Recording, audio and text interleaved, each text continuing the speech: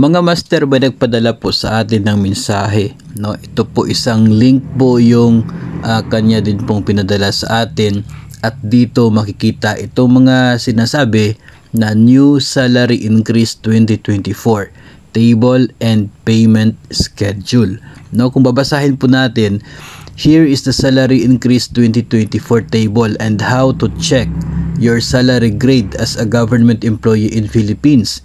The salary increase 2024 is enacted by the Salary Standardization Law of Philippines. The salary increase 2024 table is used in the Philippines to determine the payment due for government personnel. So may ganun po.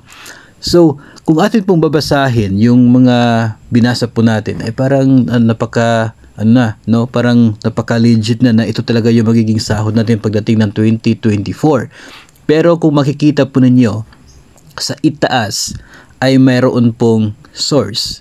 Ito po talaga yung source niya, no? Ang source ng nilalaman sa link ay ito pong HB number 8081, introduced by Representative Ralph Recto. Doon pa lamang sa HB, hindi po yun high blood ha, yun po ay House Bill number 8081. House Bill. In short, isang panukalang batas na ang gusto ay salary increase 2024. Ilang beses ko na rin po nabanggit yan, ang pareho pong bill number. In fact, meron pa tayong video before nung bago pa lamang na-introduce ang House Bill na yan.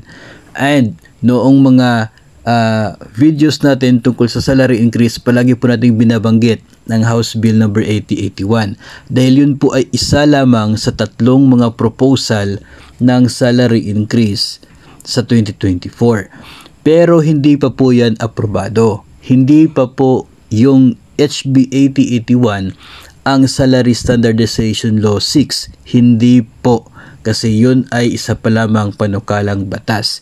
In fact, si Representative Ralph Recto ay meron din siyang isa pang bill na ibinasa sa House of Representatives. Pareho na pagtaas ng sahod pero mas mababa yung sahod ng 2024 onwards doon sa isa pang panukalang batas niya. So hindi pa po ito yung legit na basihan ng ating magiging sahod sa 2024. Kahit po mayroong mga link na ganyan at may mga pinapakita na table ng salary schedule, ay hindi pa po yun sapat, no? Kaya gustong-gusto ko yung mga ganito po na pinapadala sa atin kasi nandoon talaga yung detalye, no, ng source kung saan galing yung impormasyon na nakuha. And nagkataon na sa post na ito, sa link na ito, yung source ay isa pong House Bill. Kung nakikita po ninyo, napansin po ninyo kanina, ang status po ng House Bill 8081 na yan ay pending pa rin sa committee. Doon po sa House of Representatives.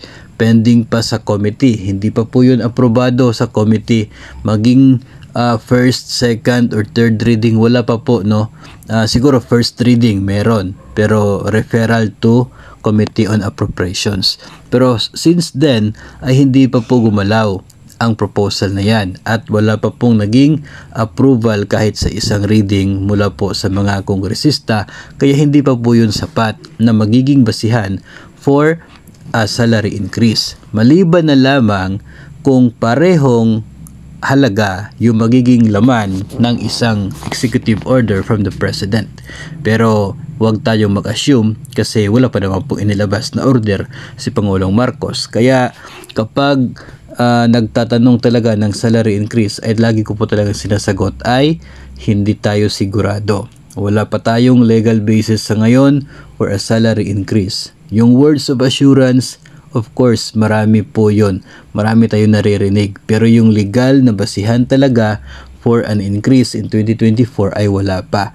Now, kapag nakikita po ninyo sa mga pinapadala sa mga group chats o kaya mga links, kapag na-open ninyo, ang nakasaad doon ay HB o kaya ay SB, no? Either House Bill or Senate Bill.